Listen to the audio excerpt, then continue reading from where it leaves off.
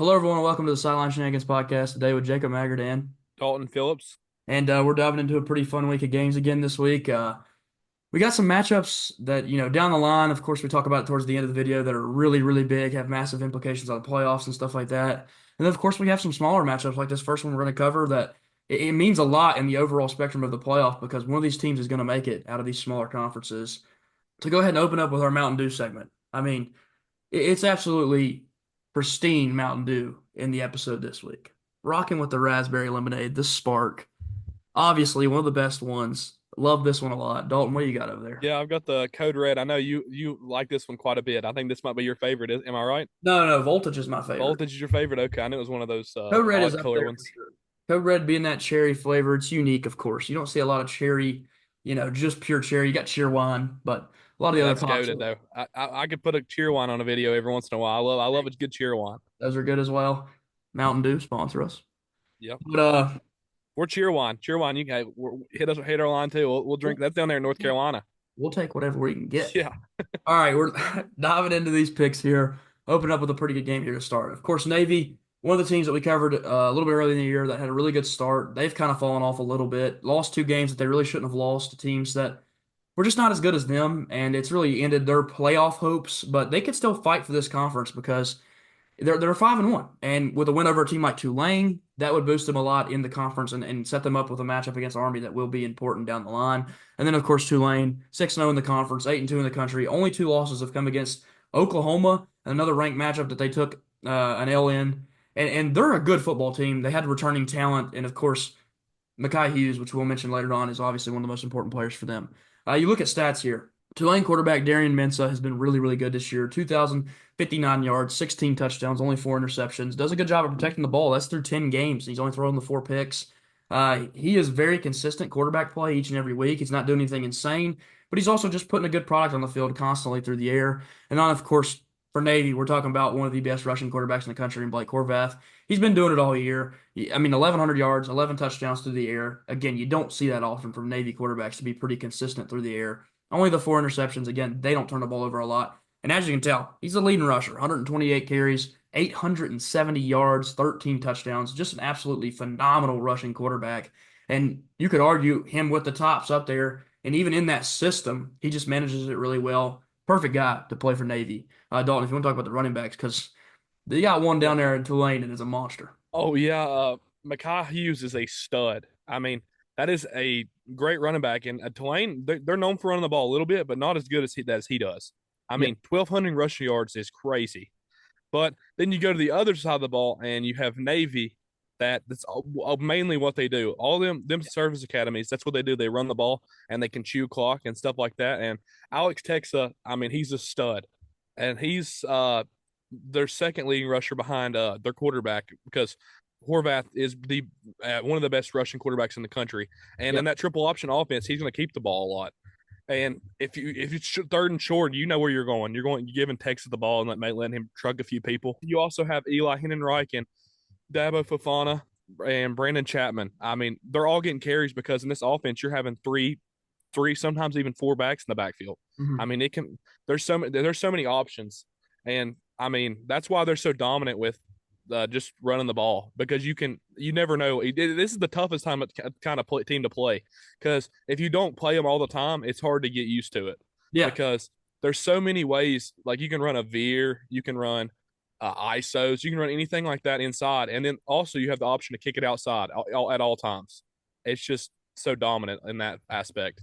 Yeah, and they have a lot of options coming out of what they run. I Yeah, mean, obviously they run like a midline option, which is really, really yeah, good. They run a lot of outside stuff to get outside and let their running backs make plays, and then they always have the triple option, which is the yeah, classic. That's the one everybody remembers them for and remembers. Teams like Georgia Tech used to do that really well, and yeah, Army, of course, they also do the triple option. It's very unique football, and like you said, you don't play it much. I mean, nobody really runs that kind of offense in the country other than the service academies now at a consistent high rate.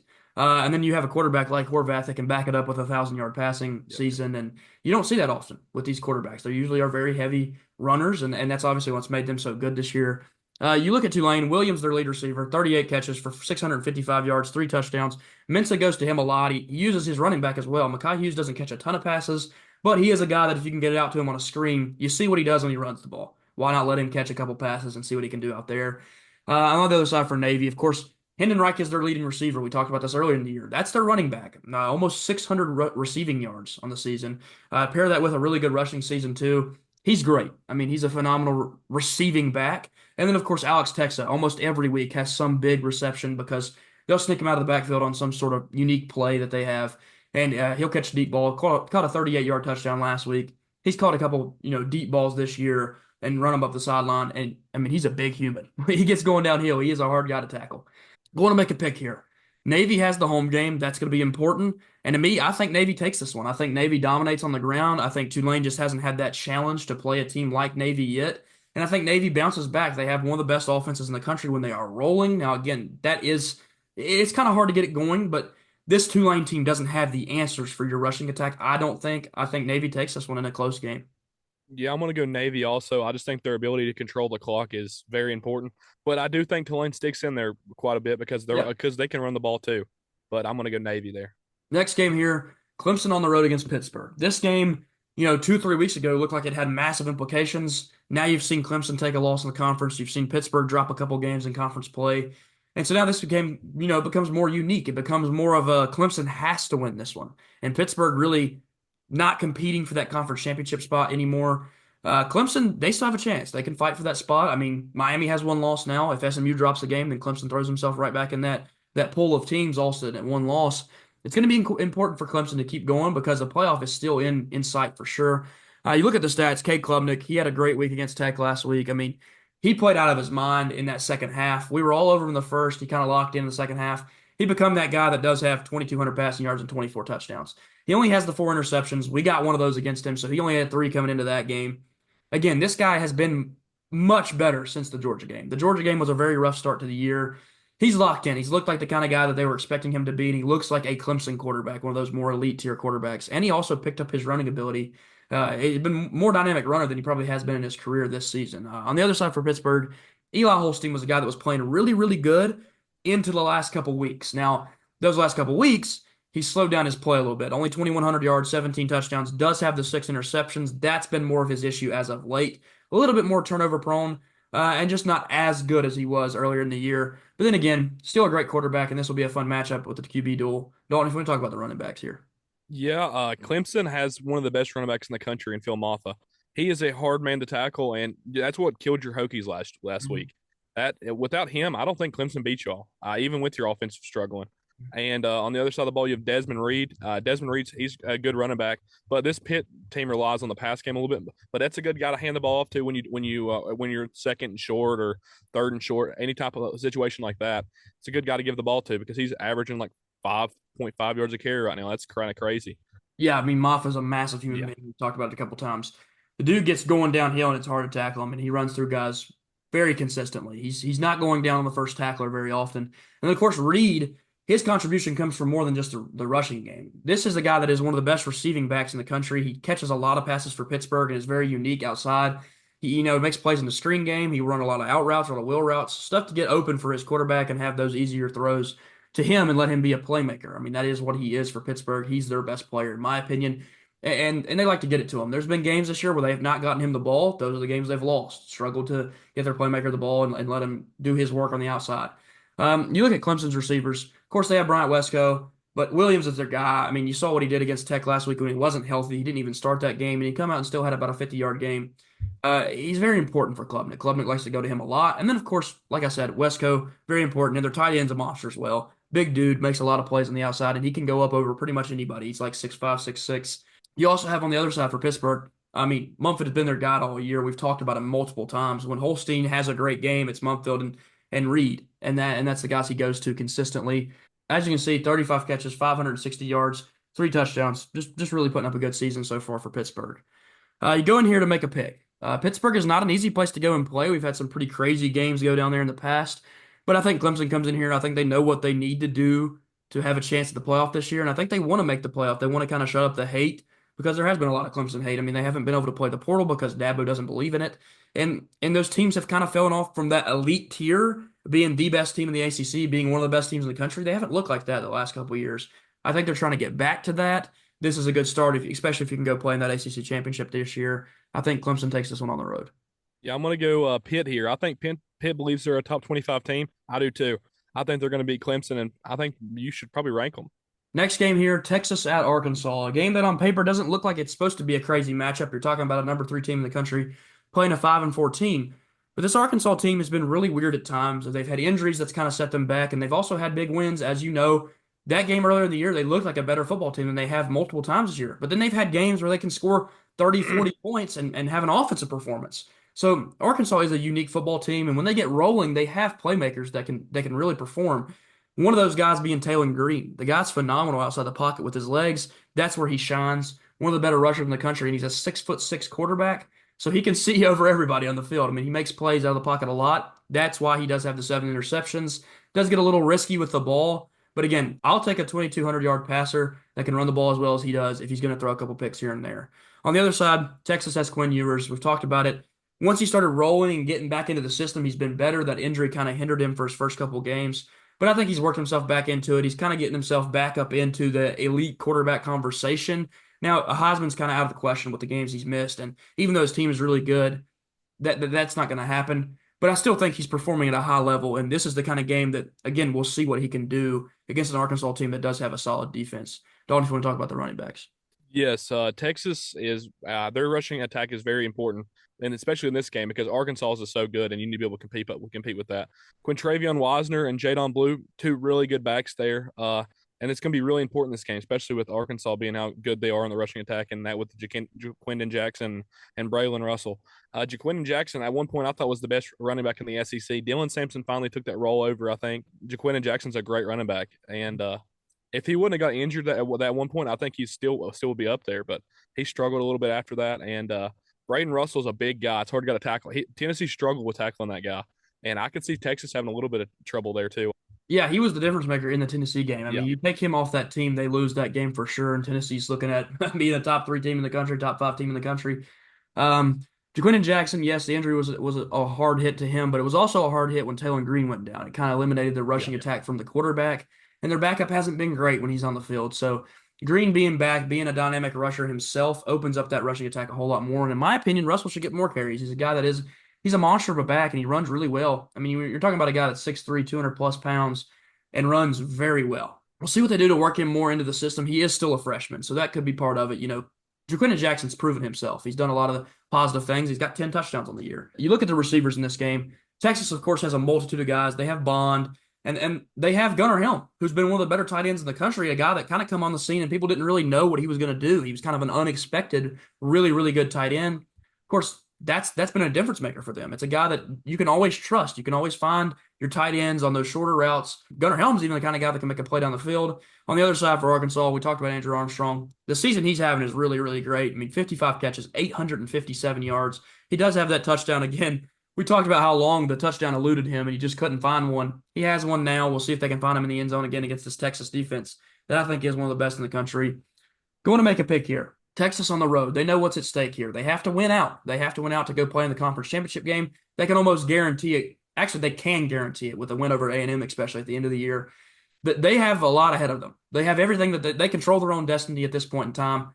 I think Texas takes this one. I actually think that Texas will win this one by a couple scores. I don't think Arkansas can keep it close enough just because I don't know how well they will stop Texas's offense. It's a more dynamic offense than what they've seen from a couple of these teams. And on top of that, Texas is really good against the rushing attack. They have had a really good defense. They have a really good defensive line. That's kind of the thing they've had the last couple of years. So I just don't think Arkansas will be able to get the ground game going. And I think Texas will win this one by a couple scores. yeah. I would like for Arkansas to win this game, but I don't think they're going to. It'll make that loss for Tennessee look a lot better. But I'm going to go Texas here because I just think that Texas has finally figured things out and they're going on a little bit of a roll here. They want to see an SEC championship in their future. Next game here, Ohio State playing Northwestern. Now, this one is not technically on the road for Ohio State as we're playing this game in Wrigley Field. Really cool game, cool experience. Definitely the reason why we're covering this game because I don't expect a ton out of Northwestern, but maybe they go in there and they defend Wrigley. Maybe they have a little pride playing on Wrigley Field as it is one of the most iconic stadiums in sports history. Ohio State, of course, coming in here rolling 8-1. Just got ranked number 2 in the last playoff committee ranking show. They're looking to continue that. They're looking to be on top of the world. They're looking to play again against Oregon in that conference championship game, and maybe they can be the number 1 team coming into the playoffs. Going to look at stats here. Will Howard is having a pretty daggone good season. I mean, 2,200-yard passer, 22 touchdowns, only the 5 interceptions. He's looked like the kind of guy that they needed in this offense. And he also has a little bit of rushing ability, not a ton, but he will get out of the pocket and make a play if he needs to. On the other side for Northwestern, Jake Lausch. That's been their best quarterback this year. Only an 1,100-yard passer, only 5 touchdowns to 4 interceptions. Really hasn't been great. But again, that's it. That's what they have. That's what they're dealt with. And it's just been a kind of a rough season for Northwestern. They've got a couple wins under their belt, but it's not been because of their offense, more of a defensive first team. Dalton, if you want to talk about the rushing attack for these two teams. Yeah, Quinshon Judkins and Travion Henderson for Ohio State are two of the best running backs in the country, repeat by themselves. I mean, they're both insanely good. Two NFL caliber running backs there. And Northwestern, guy we've not talked about yet, Cam Porter, he's pretty good. I mean, him and Joseph Hammond are both pretty good, and they're going to be needed in this game against Ohio State because if you're going to have any chance of winning this game, you have to be able to rely on a running game because you have to be able to control clock and especially when your quarterback's only throwing 5 touchdown passes. That's not very good. Yeah, they've struggled all year with Yeah. really not having much of a passing attack at all. And their rushing game has been okay, but then again, it's Yeah. still not elite. That is something they definitely have to rely on. And they also need that in short yardage situations. This is the kind of game where if you want to beat Ohio State, you want to upset Ohio State, you have to convert in short yardage situations. You cannot have a lot of third downs go their way and not go your way and Yep. be punting all the time. And you also, like you said, you have to have control of the clock. If they're just running it up and down the field on you, you can't control any kind of clock. You will get blown out in this game. Going into the passing attack for both of these teams, Jeremiah Smith is awesome. He's one of the best players in the country. I think if you're looking at receivers and you're looking at the future of that position, there is a lot of guys in college football right now that look really, really good, that are freshmen and sophomore guys that will be those future receivers that we're talking about, like a Tedderoy McMillan or a Luther Burden. This is one of those guys. Heck, he could be even better. Jeremiah Smith, again, elite freshman receiver. And then, of course, they have Emeka Egbuka, a guy that has first round aspirations in this upcoming draft. He's going to be one of the top receivers taken off the board. So that offense just rolls, man. And we've talked about it many times. That's not where they stop. They go very deep when it comes to positional value. That's one of the best positions they have on their team. On the other side, for Northwestern, they rely on one guy in A.J. Henning. I mean, he has almost half of his quarterback's yards, 426 yards, 3 touchdowns. They need to use him. They have to get him open. And Ohio State's probably going to bracket him a lot, put a lot of double cover on him just because they know, hey man, that's what they have. They go to him almost all the time. He is their lead receiver. If we shut him down, what are they going to do against us in the passing attack? And then just focus in on that run game. This to me looks like a tough one for Northwestern to win. Going to make a pick here. Again, this is at Wrigley Field, so it's going to be a really cool game.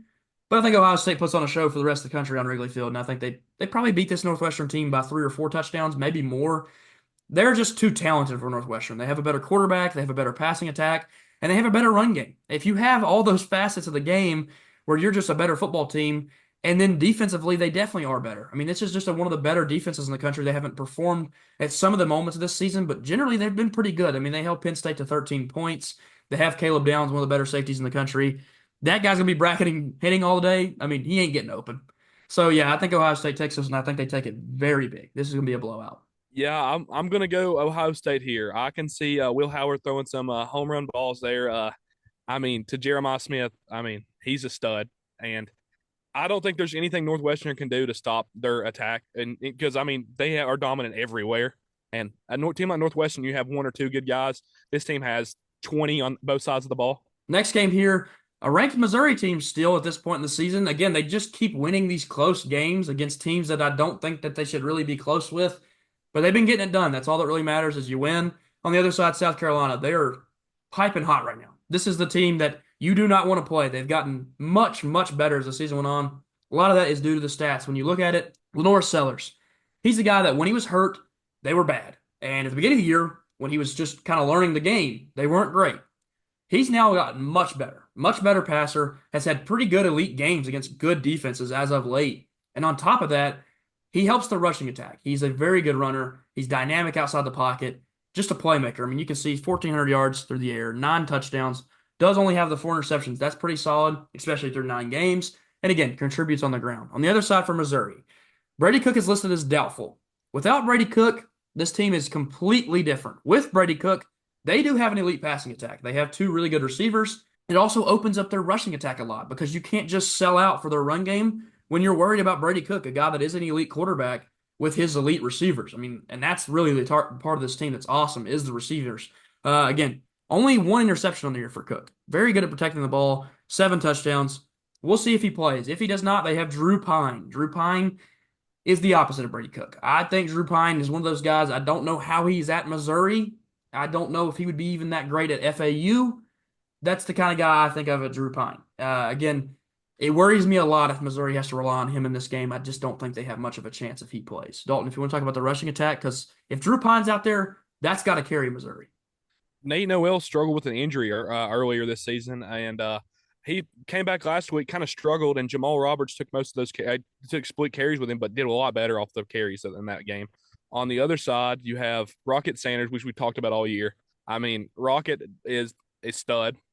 He was struggling when Sellers was gone because he was getting keyed on so much, but now that they got offense flowing, I mean, it's hard to stop that guy. It is. Yeah, he contributes in more than just Yep. the rushing attack. A guy that, again, we talked about had a 90-yard receiving game 2 weeks ago, and then again last week had a pretty good receiving game. That's just what he does. I mean, he's just a playmaker. One of the better transfer impacts on the country. I mean, this guy has literally changed that rushing game at South Carolina. Again, when he's healthy and when Lenoris is out there with him, it's pretty hard to stop that rushing attack. You have a dynamic quarterback, a dynamic running back. You also talked about it with Missouri. The injuries are important. Nate Noel has missed games this year. Nate Noel was flowing. You remember talking about them earlier in the year. Nate Noel was like a top 5 running back in the country when it comes to yards. Now, obviously, after those injuries and missing a ton of games, he's dropped down those leaderboards a lot. He's still not fully healthy. He did have 10 carries last week, so we'll see what happens in this game. I think, again, if Drew Pine starts this game, if Cook misses, they're going to have to rely so much on Noel that he's going to get a lot of carries. We'll see what happens with those guys. Talk about receivers. I'll start with South Carolina because Simon took over as their lead receiver, but they've also got Mazeo Bennett. And Sellers likes to go both of those guys, but again, he also has the contributions from Sanders in the passing game. The team that has the receivers that we really have to talk about is this Missouri team. Again, if they had the quarterback situation figured out all year and Cook hadn't got hurt as much as he has, this offense had potential to be one of the best. You're talking about Theo Weiss, who's phenomenal, 41 catches, 552 yards, 3 touchdowns. And then we're talking about one of the best slot receivers in the entire country, Luther Burden, a guy that will go in the top 15 in this upcoming draft. He's unbelievable. I mean, you get the ball in his hands, he's the best in the country with the ball in his hands. Now, he is not the best at getting open. He's not the fastest. He's not the tallest. But when that ball is in his hands, he is the most dynamic. He will make plays. He'll get out of tackles. He spins around guys, jukes guys out. This guy's phenomenal when he has the ball in his hands. That is the difference maker in this game. If any way they win, it's because those two guys go off. Going to make a pick here. South Carolina has this home game. That is very, very important. South Carolina fans are rampant right now. Again, this is the best they've been in a while, and they're seeing all this success start piling up with a decently young football team. I think South Carolina takes this one. I think they take it close if Brady Cook plays. If Brady Cook does not play, this game will get scary. This South Carolina defense shut down Texas A&M, who's far better than Missouri without Brady Cook. If Drew Pine plays this game, he might get sacked 10 times. They have one of the best pass rushers in the entire country when you talk about Kyle Kennard coming off the edge, a guy that will be a first-round pick in the NFL. And then on the other side, they have a freshman in Dylan Stewart. This pass rush is unbelievable. Be on the lookout for some insane stats if Brady Cook does not play this football game from this South Carolina defense. Yeah, I'm gonna go South Carolina. They are on a roll, and Missouri's not. Even though they're winning ball games, I would not say Missouri's on a roll. They are struggling to find wins, even though they're still 7-2. They do. They're. I don't believe they're a ranked football team. They just have. I've said that the entire year. I said week one. I didn't think Missouri was as high as they said they were going to be because of they just can't figure things out. And the quarterback situation, you don't know when Cook's gonna play and when he's not. So, I mean, I'm definitely going South Carolina here, though. Next game here, this is another important one in conference play for Kansas State. They can still have a chance in this conference. It's still kind of open. If Colorado were to drop one of the last 3 games, Kansas State would have that one up over them due to a head-to-head matchup. Kansas State has to continue winning. They did want to make a playoff push this year. They're still ranked 16th in the country. They're still a very good football team. And obviously, a lot of that stems off of their rushing ability from their quarterback and the really good run game that they have. On the other side for Arizona State, they were at one point looking at a team that could be ranked, and they took a couple losses that they probably shouldn't have taken, and that's really hurt their chances. But again, at 4-2 in the conference, they still have a chance in there, especially if they can win this one. Look at the passing stats for both of these teams. Sam Levitt, a guy that when he's healthy has been really good this year. Again, experiencing some injury issues. Took a big hit in the game earlier in the year, missed some of that game, and then he's been kind of lingering with that issue. Still 1,600-yard passer, 14 touchdowns, only the 4 interceptions. The guy has been a pretty good passer when he's playing.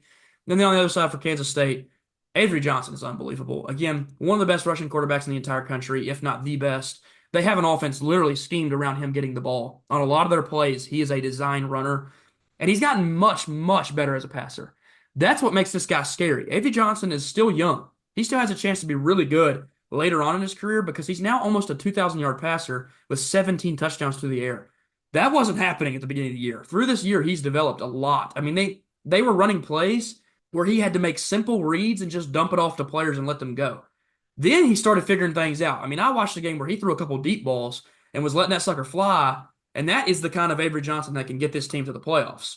Again, 1,800-yard passer, 17 touchdowns, 7 interceptions. That is the one issue with him. But again, still learning as a passer because of how dynamic of a rusher he is. That passing ability really wasn't his first concern. Now figuring that out. Dalton, if you want to talk about the rushing game, because Yep. we're looking at two of the better rushing attacks in the Big 12. Yep. Cameron Scattaboo is a stud. You see his stats: 173 carries for 1,000 yards. That is insane. He is a hard man to tackle. And then on the other side of the ball, you have DJ Giddens. He's a stud also. I mean, he has 162 carries for almost 1,000 yards also. I mean, that is insane. Two great running backs here.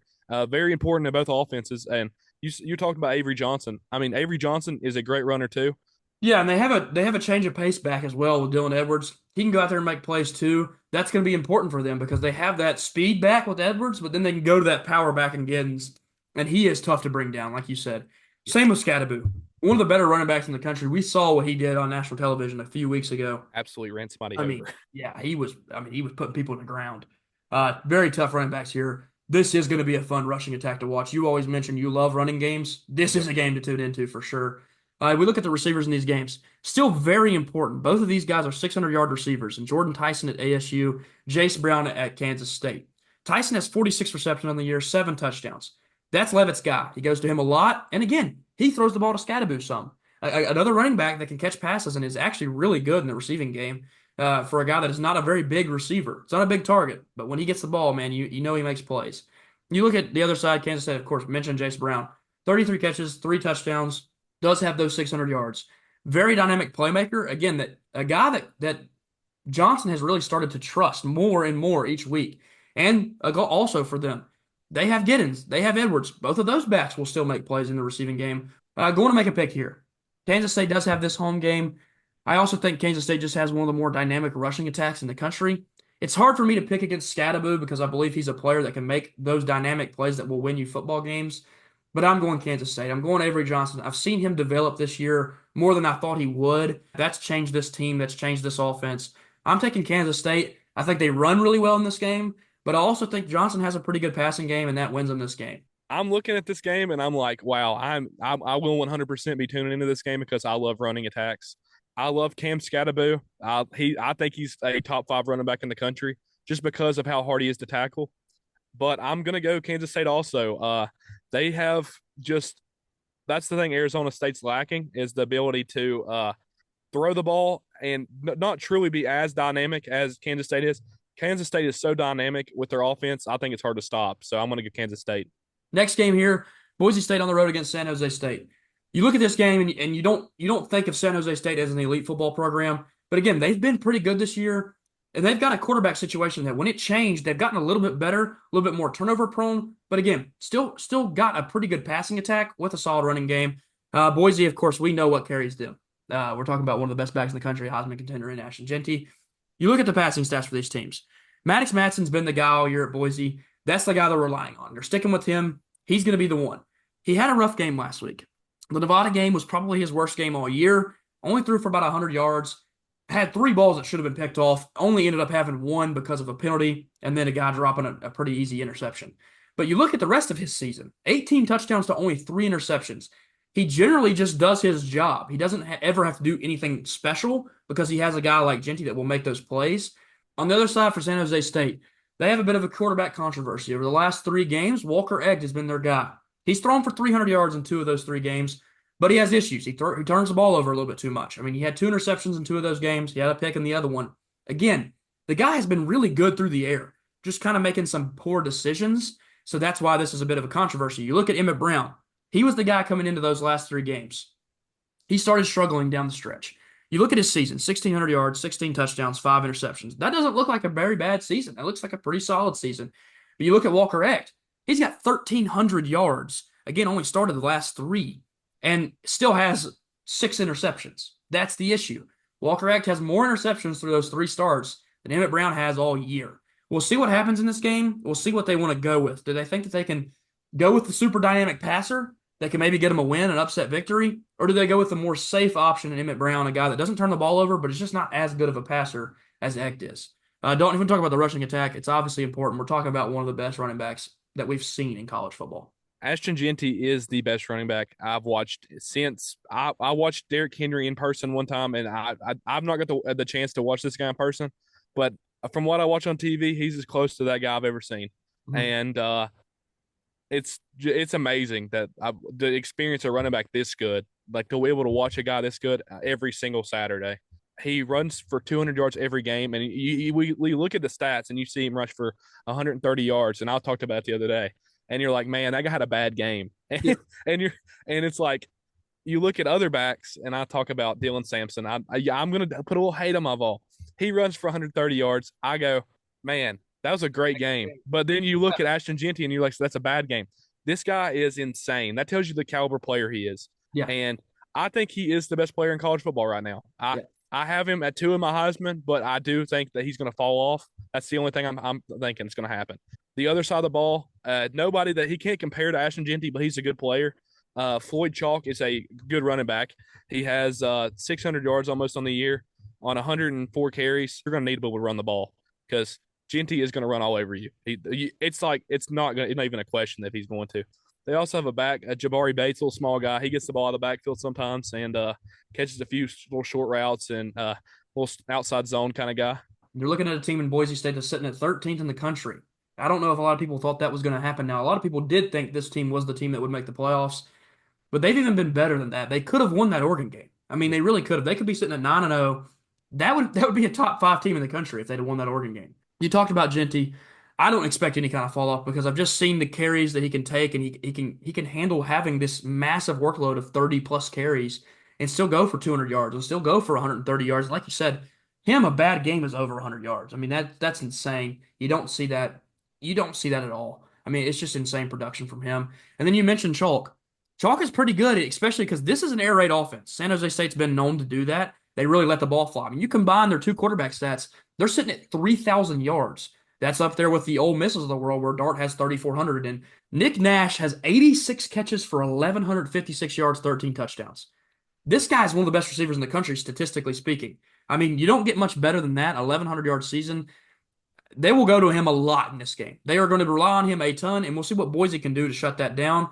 On the other side for Boise, Camper's been really good this year. 34 catches, 573 yards. And of course, they have Lauder at tight end that Madsen will go to a lot. And Lauder's a big time playmaker. I mean, he was a leading receiver on this team for a little while. And then, of course, Genty.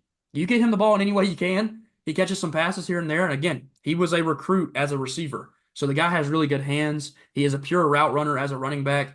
So we'll see what they can do to get him the ball. Because again, just get him the ball 50 times in a game, 40 times in a game. I don't know, until he literally can't go no more because that is the guy that will win you every game you play in. And he gave them a chance against the best team they've played all year. He'll give them a chance here, a great chance. Going to make a pick here. Boise on the road. Of course, it's not going to be easy going in San Jose State. The fans know that this could be a massive win for San Jose State. You're talking about beating a 13th ranked football team. They don't get a lot of those at San Jose State. However, I think Boise State is really, really good. I think that this game could end up being pretty close. San Jose State has a really good passing ability to hang in this game. And again, could see a really high score if they go with Echt here. Because Echt is a guy that has thrown for 400 yards in the game in the last 3 weeks. He is going to let it rip. And Nick Nash is the guy that can definitely get down the field and make plays. But I do see Boise winning this one. Genty's going to go crazy in this game. He's chasing down winning a Heisman, which hasn't happened for a running back in a couple years, 8 years, whatever it was when Henry won his. And on top of that, he is chasing down one of the greatest stat lines in the history of college football. And if he could get there or get close, I mean, his name will always be remembered as one of the greatest, college football players that we ever got to watch. Yeah, I'm gonna go Boise also. I do think it's gonna be a close game though. seem to like have close games with it doesn't matter really who they play with. Like they lost to Oregon by what, 7 points, and Three. then They lost by three. though you lost to Oregon by 3 points, but they have close games with everybody. So I think it's going to be a pretty close game here. Next game here, Oregon on the road against Wisconsin at Camp Randall. This is a very important game for Wisconsin. You know, the season isn't in hand. You didn't compete for a title in the conference, but you can still compete for a decent bowl game, and you can compete for getting a massive win over a team in your conference. You know, you still want to prove some conference pride here. Oregon just got here. Don't let them go undefeated in conference play. Don't let them say, "Hey, we own this conference. We just got here." We'll see what Wisconsin can do in this game. Again, the quarterback situation has been interesting for them, especially this year. Looking at stats, Dillon Gabriel, again, almost a 3,000-yard passer, 22 touchdowns, 5 interceptions. The most important thing you look at when you talk about Gabriel is a guy that has a 75% completion percentage. He's very accurate. He's very consistent. He also has that running ability. He's broke off a couple of big, long runs this year, and that really opens up their offense. Again, they have a dynamic rushing ability, too, with a great offense and a great passing attack. Look at Wisconsin. Braden Locke's been their guy for the last couple of weeks. Again, 1,400-yard passer, 8 touchdowns to 8 interceptions, so he is a turnover prone. That is definitely an issue against Oregon. You give them a ball back a lot, they will score on you. They have one of the best offenses in the entire country. Dawes, we talk about the rushing game because both of these teams have good backs. Yeah, Oregon has one of the better backs in the country, and Jordan James. He is excellent for what he has to do. He only has 166 carries, and he has almost 1,000 yards. That speaks for itself. This Oregon team, they pass the ball a lot, but then you can rely. That's the best thing about Oregon. They can rely on a running game after that Gabriel passes for almost 3,000 yards. I mean, you can just hand the ball to this guy, and he's going to make plays.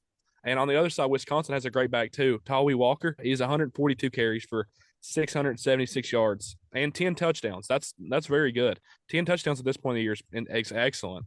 Yeah, you mentioned Tawee Walker, again, a guy that has almost ran for 700 yards, and he was not their lead back this year. To start the season, he wasn't the guy. So he has been really, really good. He has changed the Wisconsin offense a lot. When he started, playing his games, they've gotten a lot better because that Alabama game, you saw how bad and ugly their offense was that game. Different team. That's why it's worth mentioning that they have a chance against Oregon, especially if Walker can get going.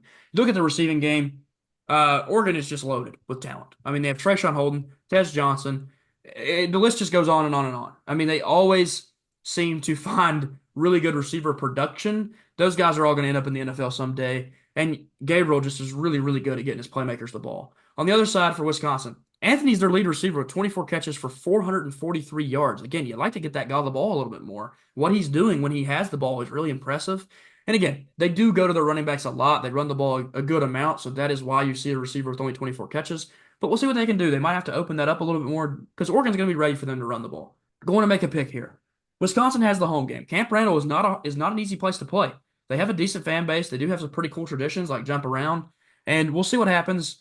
But I do think Oregon wins. I think Oregon's offense is just one of the best in the country. I think the best offense in the country, one of the best teams in the country. They figured things out on defense a little bit better, and Dan Lanning is just really good at winning football games. He schemes well, especially on the offensive side. I think they take this one, and I think they actually probably take it by a couple scores. Oregon's just too good for Wisconsin to stop. Yeah, I'm going to go Oregon also. They have so many athletes, and Wisconsin can jump around all they want to, but you are not stopping this Oregon's offense. Next game here, looking at a Kansas team that we haven't covered yet this year, a team that was expected to be really good, and we would have thought we would have covered by this point, but just hasn't been worth talking about. They've had a lot of bad games, but then they did have that massive upset win last week. That's why we're covering them here. BYU, a 9-0 football team. This spread is only 2.5 points. Vegas thinks Kansas has got a real chance in this game. BYU has struggled a couple times here and there. They've won a couple games by very slim margins. We'll see if they come in here and they're ready to handle a Kansas team that may be the hottest they've been all year because they just played their best game. You look at stats. Jalen Daniels is a guy that we expect to be one of the best dual-threat quarterbacks in the entire country. He's struggled with interceptions. He has 9 of those on the year through their 9 games. So you're looking at a guy that turns the ball over at least once a game. He also has 13 touchdowns, so that's solid, and he's an 1,800-yard passer. We'll see what he does in this game. Again, he's dynamic on the ground. He can run really, really well. So we'll see if he can create some plays there and maybe not turn the ball over. That gives them a chance against BYU. On the other side, Jake Retzlaff. Again, this guy's been awesome this year. Really more than you can ask for out of a kid that transferred in from a small college. He's just been amazing. 2,000-yard passer, 18 touchdowns, 7 interceptions. That's a little high, but again, he does make plays with his feet a lot. He gets out of the pocket. He's a good runner. And he's had a couple plays this year where he saved their season with his running ability. So we'll see what he can do in this game. Again, Kansas is coming in hot, so we'll see what they're prepared for and if they're ready for him to do that. Dalton, if you want to talk about the rushing attack, one of these teams has one of the best backs in the country. Devin Neal is a stud. For Kansas, that's important because Jalen Daniels has struggled, and Mhm. that's the kind of guy that you would just hand the ball off to and just let him do what he needs to do, but to help you win ball games. I know they've only won 3 ball games this year, but this team is loaded with athletes, and their team is a whole lot better. Like I said during the recap, that this team's a whole lot better than their 3-6 record that they Yeah, have. They didn't have talk. so many athletes. Yeah, I did not see this Kansas team being as bad as they are, No. but I mean, they came out hot last week. Can they do it again? On the other side of the ball, you have L.J. Martin and Hinckley Rapati. Those are two great backs. LJ's the lead back though. Mhm. He gets a little bit more carries than Rapati. LJ makes plays with the ball. I watched him the other day, and he just this man he can do everything. Catch the Yeah. ball a little bit. He's that kind of guy that is running outside, running a little out while Retzlaff scrambles out there. And if Retzlaff doesn't see anything, he's taking off because Retzlaff has a great rushing ability too. Yeah, and it's cool with Martin too, because again, this guy missed part of the season, Yep. and that was at the time you think it's going to be a negative thing to lose a guy like him. We've mentioned this a couple times. They found Hinkley Ropati by those injuries happening. They've also got other backs on this team that are really solid, like Enoch Nawahine, and of course Siani Imoa. They just rely on these guys a little bit here and there. They're not going to use them like they do their other backs. You look at receivers. For Kansas, Luke Grime is their guy. 40 catches for 505 yards, 6 touchdowns. Daniels goes to him a lot. Again, an easy option when he's out of the pocket and he can give the ball, let him make a play. And then we talk about BYU. Darius Lassiter, Chase Roberts, two receivers that are very, very good. Retzlaff finds them a lot. That is easily his guys. He relies on them. 37 catches for 588 yards, 4 touchdowns for Roberts. A guy that's really stepped on the scene and been much better than people thought he was going to be this year. Going to make a pick here. BYU has this home game. The fans are going to be rowdy because this is awesome. I mean, you don't see this. You don't see BYU being a 9-0 football team, sixth ranked in the country. Even when they've had guys like Zach Wilson in the past, they were nowhere near this good. This team is very good. They seem to pull out every victory when it matters. They've been able to handle these late game situations very well, and they just win, man. That's why I'm going BYU here. I think at home, I don't see them losing a game against the Kansas team that, like you said, sitting at 3-6. They are much more talented than a 3-6 football team. I still trust BYU. I think they win this one here. Yeah, I agree with you also. I'm going to go BYU. They've pulled out a few close wins this year, but a W is a W, and I think they're going to get another one. Next game here, Tennessee on the road against Georgia. This is our game of the week. This has massive playoff implications. This is one of the most important games we've watched this season. Tennessee is sitting at 7 right now. They drop this Georgia game, they might see themselves fall out of that top 12. Do they have a win left on their schedule to get them back in there? We don't know yet. If Alabama was to make the playoffs, I think that would be a reason to say, well, Tennessee should also be in there. They beat them. So we'll see what happens there. This is going to matter a ton for both of these teams. Again, I think it just means a little bit more for Georgia because if they lose, it's over. Season over. We'll see what happens at Athens. College game day is there. I mean, this is it. This is the kind of thing you love to see late on in the college football season, especially with this new 12-team playoff. Looking at stats, Nico Maliava, big story. This is what will change this game. I mean, if Nico does not play this game, I don't see them having a chance against Georgia, especially with Gaston Moore being on the field. He's not going to be able to handle that Georgia team, especially because they have one of the better defenses in the SEC. If he plays, this is a completely different Nico than we saw play even 3 to 4 weeks ago. He's been really good in the last 2 weeks when he's been on the field. If he can stay that dynamic passer, he gives them an amazing chance against this Georgia team at Georgia. On the other side, Carson Beck, different story. We're not talking about the last 3 or 4 weeks being good. We're talking about the last 4 or 5 weeks being really bad. He's looked really, truly as bad as you can look as a guy that was expected to be very good. A lot of turnovers. I'm not sure what happened. I think that Alabama game was obviously the start of it. He threw 3 in that game. He's thrown 2 in multiple games since, sitting at 12 interceptions on the year, and most of those, again, have come in those last 5, 6 games. If he can get things right, this offense can be very good. But again, him turning the ball over that much does not bode well when you play this Tennessee defense that is very good. Don, if we talk about the rushing attack, I know you love the guy on one side. Yeah, you know I do. Dylan Sampson is the best running back in the SEC, and I know you'll agree with that now. Yeah, He is. yeah. Yeah, there's no doubt anymore. 201 carries for 1,129 yards and 20 touchdowns. 20 touchdowns in itself is insane. That's putting him up there one of the top 3 backs in the country. Mhm. And on the other side of the ball, you have Trevor Etienne. I told you I like watching Trevor Etienne play, but we're going to hope he's not playing this week. Leave Nate Frazier in there. Nate Frazier's a great running back also. He's just a big guy, hard to tackle. Mhm. But two great running backs in this game, and obviously I'm going to lean for Dylan Sampson a little bit better. And also, I'm going to throw another running back in there for Tennessee, Peyton Lewis. He's actually from near where you're at right now. He's over there from Salem, Virginia. A couple of my buddies I played with in college, they played against him in high school. Said he was a stud then, and it's a hard guy to tackle. He's a big guy. Yeah, obviously important for Tennessee that they can keep the run game going. That is the thing they lean on the most. And again, if Nico isn't playing, that's pretty much all they have. You don't really expect Gaston Moore to be able to handle playing against a Georgia defense. They'll keep the game simple for him and just really, really rely on Sampson and Lewis again if he can get carries in this game. You look at the receiving game for these two teams. Again, if Nico is playing, they've woke up a little bit. Thornton had a really good game last week. Squirrel White got his first touchdown, which we mentioned during the recap. He's kind of woke up a little bit. Brew McCoy, he's been good for whenever he plays with Nico. Nico's been getting him the ball. Again, these guys, if they just didn't drop as many passes that they've dropped this year, could have even better seasons. And again, Nico has obviously missed throws this year. Still a freshman redshirt, still dealing with the issues of being a first-time college quarterback. You look at the other side for Georgia, they got Arian Smith, they got Dominic Lovett, they got three insanely good tight ends. The talent runs very deep when it comes to the receiving threats. They have ETN who likes to catch passes, and even Nate Frazier can get the work here and there on like a screen or, again, he's not as much of a threat as ETN would be if he's playing. This is going to be a tough one to pick. Georgia has this home game. That's obviously going to play a big role in this game. The biggest role is not that, though. The biggest role is Nico Iamaleava going to play football? From what I've read, it's a very mixed bag of sources that we just don't have any idea at this point. That's why it makes it hard for me and Dalton to pick this game at this point in time.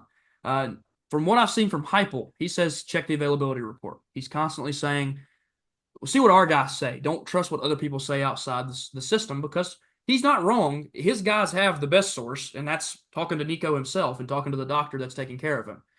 From what I've heard outside the program, Bear, if you remember, used to be on College Game Day in the mornings. He says he's very confident that Nico will not play this game and that he just cannot pass the concussion protocol test this week. So we will see what happens. That is a decently reliable source outside the program saying no. And then, of course, the program itself saying check the availability report. We expect him. We hope he plays. So we'll see what happens. Again, that is what's swaying my pick here. I can't pick Tennessee if Gaston Moore is going to be the quarterback. I'm taking Georgia here. If Nico plays, this Tennessee team certainly has a chance. One of the best defenses in the country and a team that will rattle Carson Beck, who's already rattled. I mean, he's as rattled as he can be. He's had a really, really bad last couple of weeks. If Tennessee, if they win this game without Nico, it is a full stamp on saying, wow, that defense is unbelievable. And really, it would be Sampson carrying them through this football game. But I take Georgia here. I just don't see a world where they can win, especially if Nico's not playing. Yeah, I'm gonna go. You know where I'm gonna go. I'm gonna go Tennessee all the way. I don't care who's at quarterback. I think that our rushing attack is just that much better than theirs, and our defense is excellent. I know we talked about Georgia defenses all year, and whose defense doesn't get that much credit? Tennessee's. Look at they have not allowed more than 21 points the entire year. That is insane. And this team is gonna. I think we'll win. I don't care. Gaston Moore. Gaston Moore breakout game. I'm just gonna go and say it. But I'm hoping Nico does play though because he has woke up and their offense has finally started to get things going, and I'm glad about that. Yeah, again, you hope that's not what breaks up the flow Yeah, of the offense. You finally yeah, really did get rolling. The passing game had been much, much better than it had been all year. And then, of course, he faces injury. That's a thing that we ran into at Tech with Bayshul going down. We had finally got going. I mean, we won 3 straight football games. Then you lose your star player, and it really hurts you. So, again, for your sake, I hope that doesn't happen to y'all because you yep. do need Nico in this game. Thank you guys so much for joining us this week. Again, another really good week of football. We've got some massive games. Of course, we talked about it just now. Tennessee, Georgia. It's going to be a playoff game. This is a playoff game. It's an early playoff game at this point because both of these teams do need to win this football game.